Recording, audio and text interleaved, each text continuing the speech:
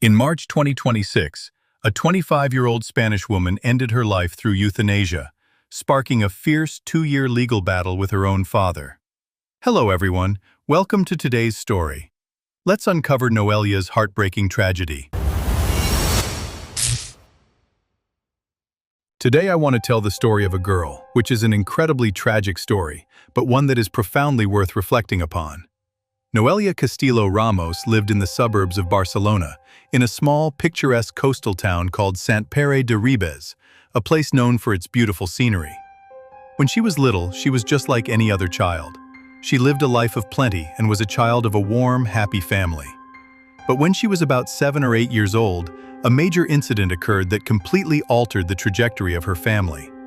One day, her father returned from outside looking dejected and told her and her mother that he had lost his job.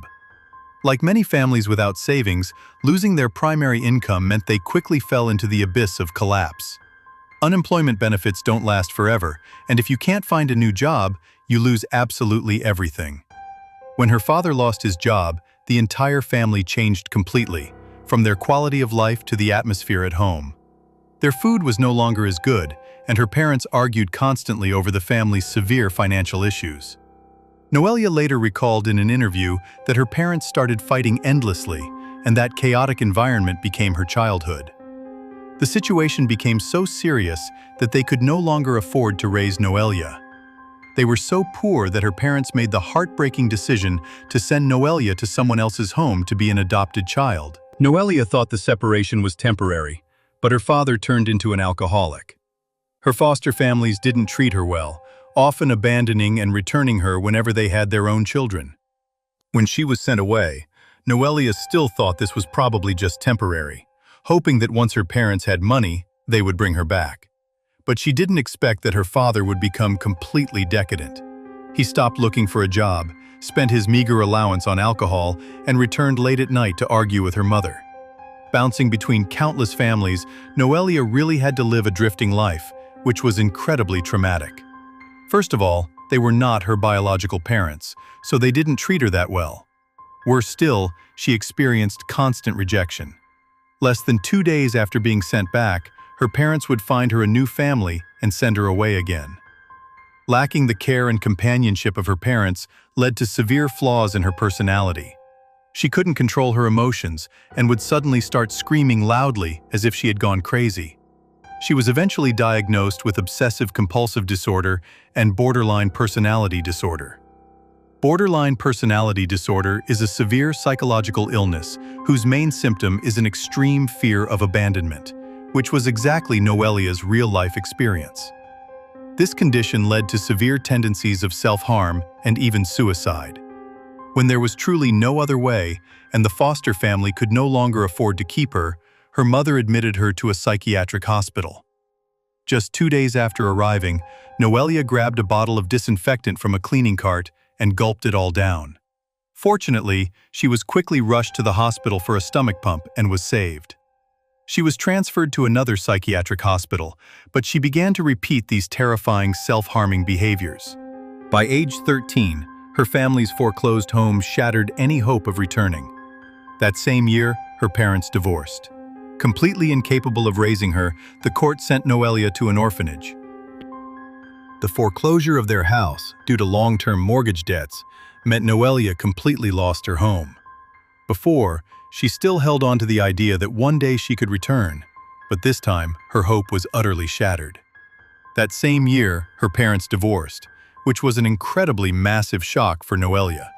Because her parents were completely incapable of raising her, and her father was an alcoholic, the court finally ruled to send Noelia to a social assistance institution, an orphanage. Noelia stayed in that orphanage for exactly 5 years. Because her psychological illness was very severe, the orphanage was also responsible for treating her. After a long period of psychological treatment, Noelia almost stopped those self-harming behaviors. Although it wasn't her real home, at least she no longer had to drift around like before and finally had a fixed place to live. When she turned 18, under Spanish law, she could choose to continue staying at the assistance institution as a staff member or choose to leave. Noelia chose to leave the institution and step into society. You would naturally think her life should have improved now that she was independent, but her life arguably got worse and worse. Because of her extreme fear of being abandoned, whenever someone treated her a little bit nicely, she would easily and blindly trust them. She met a man and developed a romantic relationship, only to discover that he was an absolute scumbag who cheated on her everywhere. They broke up, but she was then brutally assaulted by this very ex-boyfriend. Completely broken and lacking social experience, she turned to nightclubs to drown her sorrows. Tragically, she was assaulted again by 5 strangers, causing her mental illness to severely relapse. Her psychological illness was already very severe, and she started going to nightclubs to drown her sorrows in alcohol because she was too young and had no social experience at all. As a result, she was assaulted twice by 5 different strangers. Her condition, which had improved a bit, began to violently relapse again. This sequence of events was truly too tragic. In October 2022, at the age of 22, Noelia suddenly ran to the 5th floor of a building and jumped down from there. Although she was quickly discovered and rushed to the hospital, saving her life, the severe injury to her spine left her permanently paralyzed from the waist down. Not only that, but her paralysis was accompanied by persistent, agonizing neuropathic pain that simply could not be relieved by any medication. Bluntly speaking, this lingering pain was a constant, immense torture. Noelia later said in an interview that she was in so much pain she couldn't sleep. Her back hurt, her legs hurt, her waist hurt, and her whole body was in sheer agony. She couldn't eat, she couldn't leave the house, and she just desperately wanted to rest. A few years passed in this living hell. On April 10, 2024, Noelia made a definitive decision. She sent an application to the Guarantee and Evaluation Commission of the Catalonia region, officially asking for euthanasia. The commission conducted an assessment for several months, determined she met the strict criteria of an irreversible clinical situation and unbearable physical and mental suffering, and ultimately approved her application. But immediately, Noelia's father fiercely opposed it. Backed by a local association of Christian lawyers, he sued the court, arguing that Noelia's severe psychological illness meant she lacked the capacity to make this decision. Her father argued that the law's priority should be to aggressively treat her mental and psychological illnesses, not to send her to her death. Because there was a huge dispute over this matter, Barcelona's administrative litigation court issued a temporary precautionary measure, halting and suspending Noelia's euthanasia application. After that, Noelia and her father began a back-and-forth legal battle that dragged on for 601 days, spanning over 2 years. This caused an incredibly huge controversy in Spain at the time, triggering a nationwide discussion. The public opinion was essentially divided into 2 camps. One camp, primarily represented by socialist parties, expressed understanding and sympathy, supporting her choice to end her suffering. The other camp, represented by religious groups like the Archbishop of Valladolid, strictly criticized it, arguing that this was another dangerous step toward a culture of death, an insult to the divine, and a complete failure of medical humanization. Despite the massive debate, in March 2025, Noelia's application was still approved by the Spanish Supreme Court.